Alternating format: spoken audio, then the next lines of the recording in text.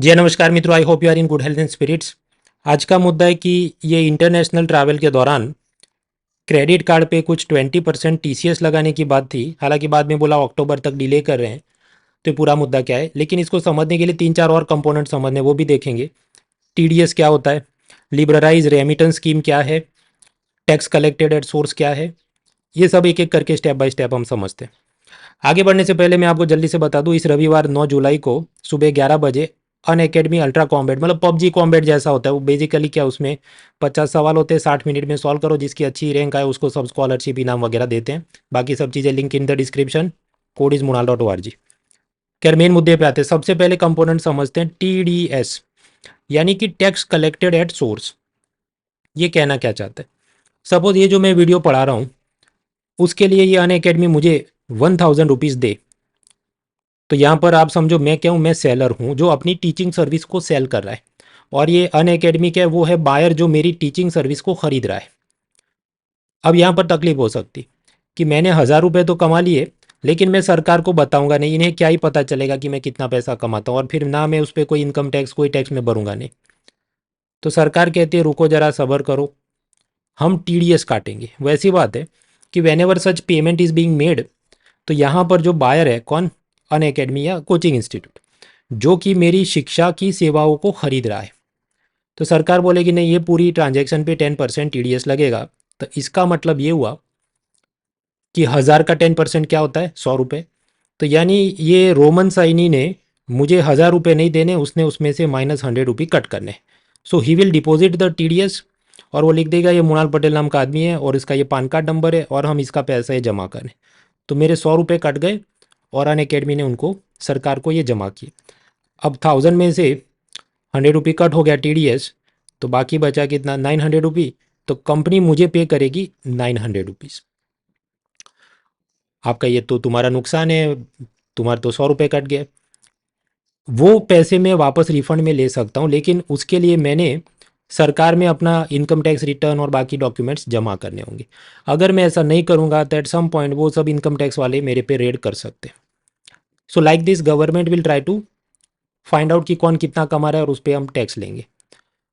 अब यहाँ पर आप समझिए कि इसको थोड़ा और आगे ले जाएं तो, जो ये मैं इकोनॉमी में Win23 सीरीज़ कराता हूँ, उसमें मैंने आपको पढ़ाया था कि 60 लाख रुपए तक तो कोई इनकम टैक्स नहीं है। आपकी कमाई अगर 60 लाख रुपए तक है, तो ना तो ओल्ड टैक्स रिजिम में ना ये न्यू टैक्स रिजिम में आपको टैक्स आएगा नहीं। वो पूरा मामला क्या है, इधर ये वीडियो के ऊपर वो जो इन्फो कार्ड होते हैं उसमें मैं डालता हूँ। ये पूरी वीडियो हमने सब पढ़ी है। तो अभी के लिए मान लो कि हाँ बराबर है, 60 लाख रुपए तक तो कोई इनकम टैक्स नहीं लगता। लेकिन आप देखिए सरकार ने मेरे 100 रुपये काट लिए। तो दो बातें हो सकती है, जो सरकार ने मेरे 100 रुपये टीडीएस काटा है, अभी दो बातें हो सकती है। मेरी टैक्सेबल इनकम क्या है?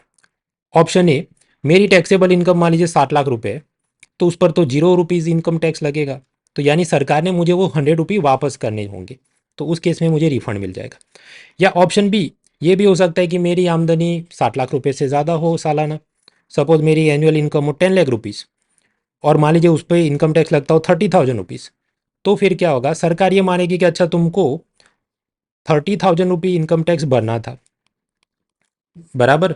लेकिन टीडीएस ऑलरेडी तुम्हारे नाम का 100 रुपये का जमा हो गया है। मतलब डिफरेंस कितना हुआ अभी, 29,900 रुपये। तो इतना डिफरेंस अब तुम यानी मुनाल पटेल सरकार को पे करो। तो इस प्रकार से आप समझो एक जात का कैशबैक या ऐसी चीज़ जो उधर एडजस्ट हो जाएगी इन केस कि मुझे ज़्यादा इनकम टैक्स भरना होगा। तो ये उपयोगिता है टीडीएस की, टैक्स डिडक्टेड एट सोर्स। अब दूसरा मुद्दा समझते हैं टीसीएस, यानी कि टैक्स कलेक्टेड एट सोर्स। इसमें सीन समझिए कि सपोज देर इज़, ये कोई महिंद्रा थार गाड़ी है जो 10 लाख रुपए की आती है, और इसको सेल कर रहा है महिंद्रा। इस पर एक इनडायरेक्ट टैक्स लगता है जिसको हम कहते हैं जीएसटी। सपोज 28% जीएसटी लगता हो। और सामने ये कोई मोटो व्लॉगर है कि जो हर महीने नई गाड़ी खरीदता है वीडियो बनाने के लिए, वो उसको खरीद रहा है। अब ये केस में सरकार को जीएसटी तो मिल गया, इनडायरेक्ट टैक्स है, दैट इज़ करेक्ट। लेकिन ये भाई साहब ने इनकम टैक्स भी भरना चाहिए, लेकिन वो कितना कमाता है वो सरकार कैसे ट्रेस करे? तो सरकार ये पाना चाहती है कि ऐसे जो लोग बड़े बड़े कीमत की गाड़ियां खरीदते हैं उस पर हम एक और टैक्स लगाते हैं, टीसीएस। वो ऐसी मैकेनिज्म होगी कि सपोज ये गाड़ी का सेलिंग प्राइस है कितना, 10 लाख रुपए। सरकार कहेगी इसका जो सेलिंग प्राइस है उसका 1% एक्स्ट्रा करो, मतलब 10 लाख का 1% होगा 10,000 रुपी, और फिर ये सेलिंग प्राइस है उस पर जीएसटी तो लगेगा 28% मान लीजिए, तो उस हिसाब से 2,80,000 रुपी जीएसटी भी लगेगा। तो कुल मिलाकर कस्टमर ने कितना पे करना होगा, ये जो बायर है जो गाड़ी खरीद रहा है उसने सेलर महिंद्रा को कितना पे करना पड़ेगा, 10 lakh plus 10,000 plus 2.80 lakh rupees, तो ये करीब 12,92,800 रुपी पे करना पड़ेगा। किसने, बायर ने, किसको, सेलर महिंद्रा को। और अब ये सारा पैसा जाएगा कहाँ पर, तो देखिए जो 10 लाख रुपए हैं वो तो महिंद्रा को जाएंगे, ये जो 1% टैक्स कलेक्टेड एट सोर्स लगा 10,000, वो जाएगा सीबीडीटी या इनकम टैक्स डिपार्टमेंट को, central board of direct taxes. और ये जो बायर है वो टीडीएस की तरह उसका रिफंड क्लेम करने के लिए वहाँ पर अपना इनकम टैक्स रिटर्न और बाकी चीज़ भरेगा। जो जीएसटी चढ़ा 2.80 लाख रुपी, वो जाएगा central board of indirect taxes and custom की, जो ये जीएसटी या इनडायरेक्ट टैक्सेस का काम करता है, वो अलग गया। तो आप समझो टीडीएस और टीसीएस,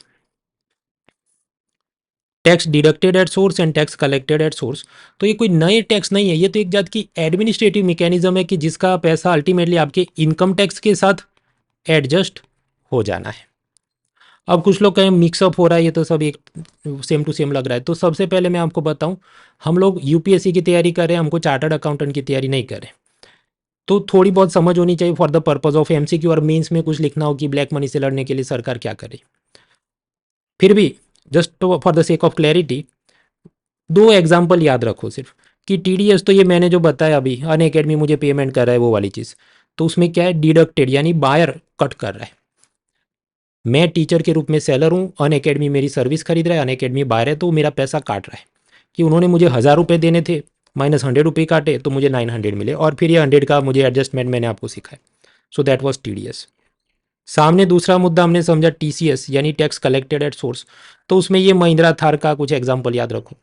उसमें सेलर महिंद्रा इस चीज़ को ऐड करता है, मतलब 10 लाख की गाड़ी है उस पर 10,000 रुपये एक्स्ट्रा टीसीएस के वो ऐड करता है।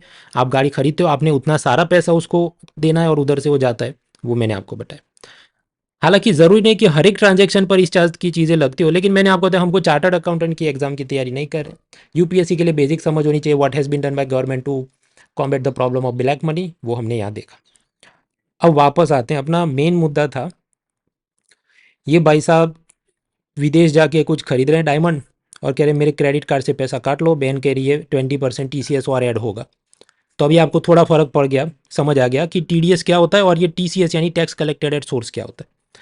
लेकिन उससे पहले, क्योंकि इंटरनेशनल क्रेडिट कार्ड पे कुछ ऐसा टीसीएस लगेगा, तो हमें एक और कंसेप्ट समझना है, that is LRS. So now next topic is कि ये एलआरएस क्या है।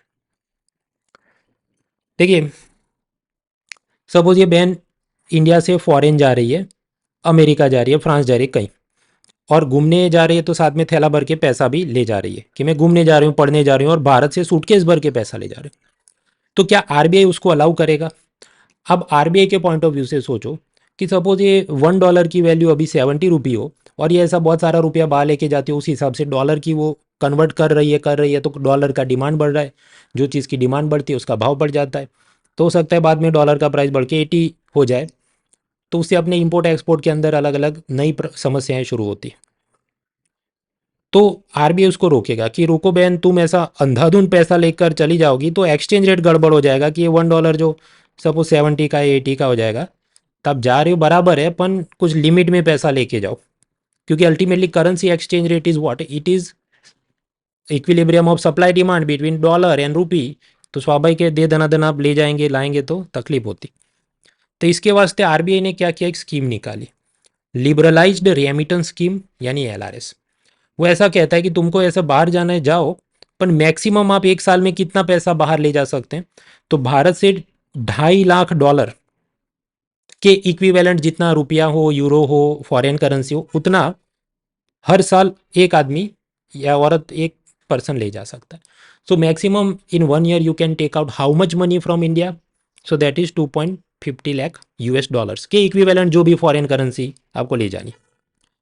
अभी यहाँ पर एक तकलीफ है कि ऐसे तो ये बहन ढेर सारे हर साल 2.50 लाख यूएस डॉलर लेती जा, मतलब कन्वर्ट करके जाती रहेगी, तो क्या असल में उसकी कमाई कितनी है, और वो इनकम टैक्स भरती है कि नहीं, अगेन प्रॉब्लम कि इतना पैसा ले जा रही तो मतलब तो काफ़ी पैसा कमाती है और इनकम टैक्स भरती है कि नहीं। तो इधर भी सरकार वापस आ गई कि रुको जरा सब्र करो, इस पे हम टीसीएस मांगेंगे, टीसीएस। अब वो कैसे? तो now we come to the original topic कि ये tax collected at source on international travel and credit card, ये सब क्या मामला है? देखिए, जब भी आप फॉरेन ट्रैवल करते हैं और भारत से पैसा बाहर ले जा रहे हैं, उस पर कुछ टीसीएस लगाने की बात है। और ये दो जगह पे लगता है। पहला, जो आप करेंसी एक्सचेंज करके ले जा रहे हो तो उस पर तो पहले भी लगता था, अब भी लगता है। और दूसरा, कि आप बाहर जाते हो करेंसी लेके नहीं जाते, अपना क्रेडिट कार्ड लेके जाते हो और क्रेडिट कार्ड की मदद से जो खर्चे करते हैं, तो उस पर भी टीसीएस लगाने की बात थी। हालांकि फिर कुछ तकलीफ आई तो अभी बोला पोस्टपोन करते हैं, वो अक्टूबर 2023 में सोचेंगे। So one by one let us look at both the things. सबसे पहला कि टीसीएस ऑन करेंसी एक्सचेंज, वो ऐसी बात है कि ये बहन के पास बहुत सारे रुपए हैं, मान ली 16 लाख रुपए या जितने होंगे, है कुछ पैसे, जिसको कि वो कन्वर्ट कर रही है और डॉलर में कन्वर्ट करके बाहर जा रही है। तो कन्वर्ट कौन करके देता है? आरबीआई का फीमा एक्ट है, उसमें ये Axis, Thomas Cook, Western Union, अलग अलग बहुत सारे ऐसे ऑर्गेनाइजेशन वो ऑथोराइज्ड डीलर के रूप में रजिस्टर करते हैं। तो ऐसे ऑथोराइज्ड फॉरेक्स डीलर के पास आपने जाना पड़ता है, आप अपनी रूपी करेंसी उसको देते हैं और वो बदले में आपको रुपये के बदले डॉलर कन्वर्ट करके देता है, उसमें उसकी फीस कमीशन वगैरह होता है। अब ये जो यहाँ पर प्रोसेस हो रही है कि फॉरेक्स डीलर आपके रूपी करेंसी को डॉलर में कन्वर्ट कर रहा है, इस पे दो चीज़ें लगती हैं। एक लगता है जीएसटी, क्योंकि एक जात की सर्विस है, और दूसरा लगता है टीसीएस। तो टीसीएस पहले लगता था 5%, उसको बढ़ा के कर दिया 20%, ऐसा लेटेस्ट बजट में कुछ सुधार है। तो ये कुछ ऐसी बात होगी कि आप मान लीजिए 1 लाख रुपए कन्वर्ट कराएं तो 20,000 उसको एक्स्ट्रा देने पड़े, तब जाके वो आपका कन्वर्ट करे, ऐसी कुछ सीन बनती होगी। एग्जैक्ट कैलकुलेशन क्या है, कितने लाख तक कितना टैक्स लगता है, वो सब हम गिनने नहीं बैठेंगे, because we are not preparing for chartered accountant exam. तो फॉरेन करेंसी को आप जब कन्वर्ट कर रहे हैं उस पर टीसीएस लगाया जाए जब आप उसको बाहर ले जाते हैं, ये एक बात हुई। तो कि ये तो हमने समझ लिया, TCS on foreign travel with money, तो ऑन करेंसी एक्सचेंज लगेगा टैक्स। पहले कुछ 5% था, अभी उसको बढ़ा के 20% किया, और ये तो जारी है।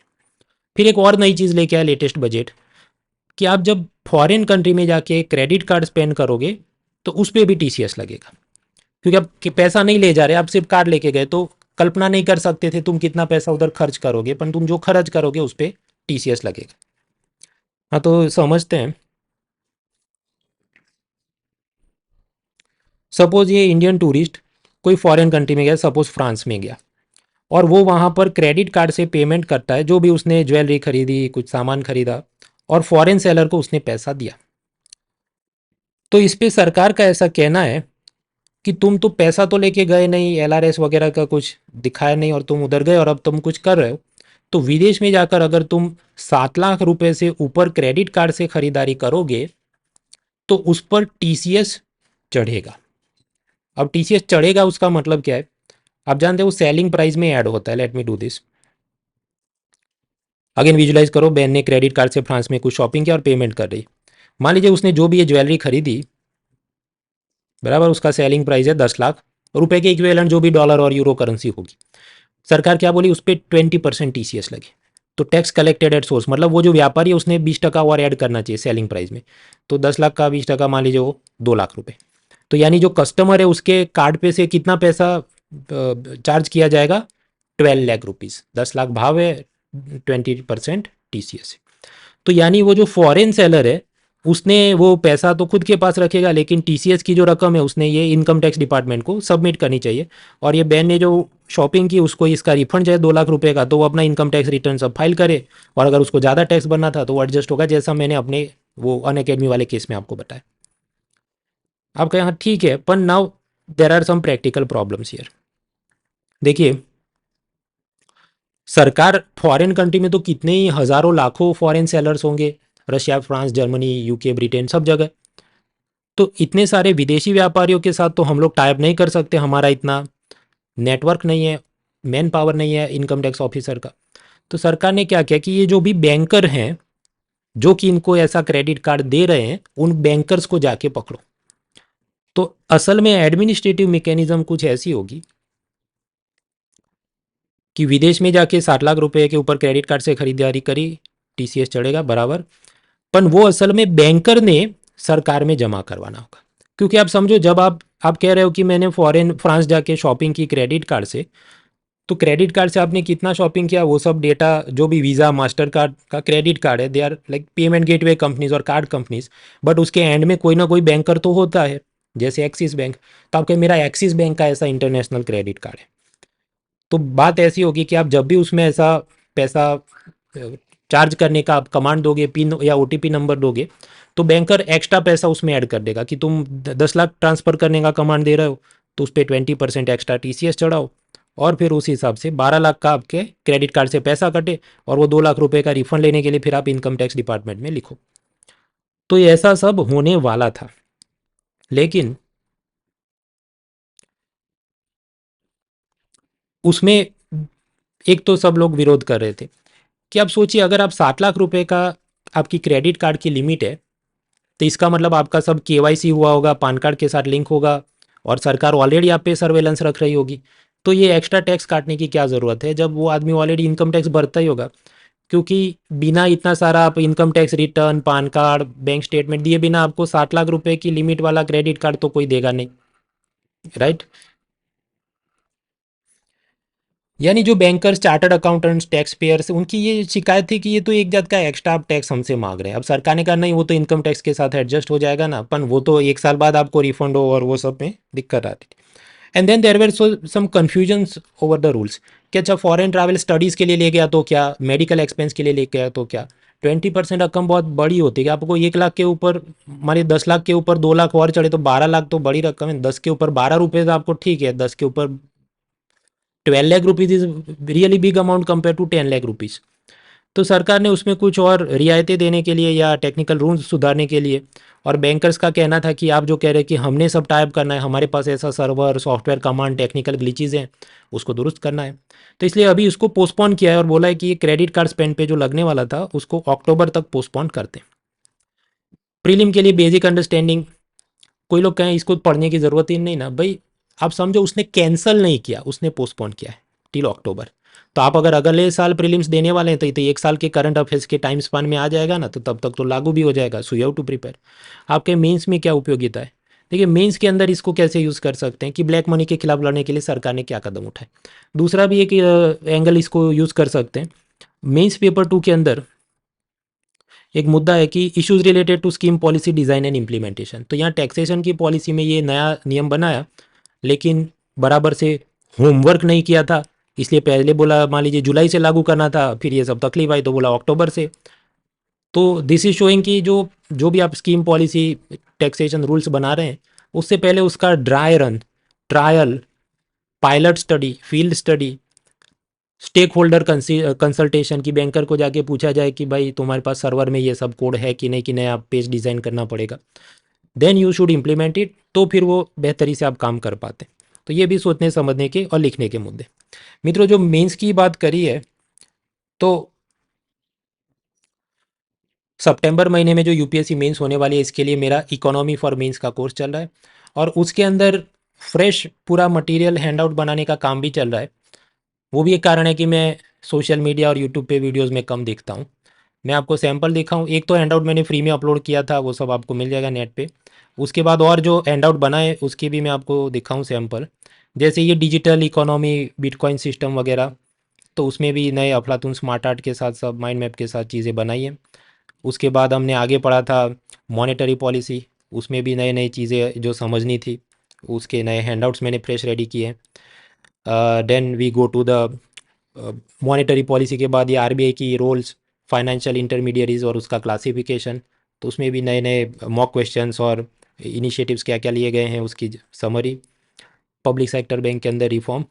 और दूसरा कि कुछ जगह पर जहाँ पर लोगों को कंक्लूजन लिखने में दिक्कत आती है, तो कंक्लूजन टेम्पलेट्स और उसको भी मतलब एक पैटर्न से तैयार किया जाए ताकि याद करने में सुविधा रहे। फॉर एग्जांपल, आपको कुछ पूछा जाए कि सरकारी बैंकों के परफॉर्मेंस के बारे में या उनके नेशनल ग्रोथ स्टोरी में रोल के बारे में कुछ लिखिए, तब कंक्लूजन में क्या लिखते फिर, राइट। तो कुछ उन्होंने अच्छा काम किया है कि फाइनेंशियल इंक्लूजन, पॉवर्टी रिमूवल, कुछ जगह पर सुधार की ज़रूरत है, profitability, bad loan, cyber security, और उस हिसाब से हमने कुछ कदम उठाने चाहिए कि उसकी मैन पावर और उसमें रिफॉर्म लिए जाएँ। टेक्नोलॉजी का उपयोग करके सर्वेलेंस बढ़ाया जाए बैड लोन और साइबर सिक्योरिटी के लिए, और ये मर्जर प्राइवेटाइजेशन किए जाएँ ताकि बड़े बैंक बन जाए और अच्छे से काम कर सके। तो इन सब चीज़ों को भी आसानी से समझ में आए और आप लिख सके खुद से कंक्लूजन के ऐसे टेम्पलेट्स नए फ्रेश रेडी हो रहे हैं।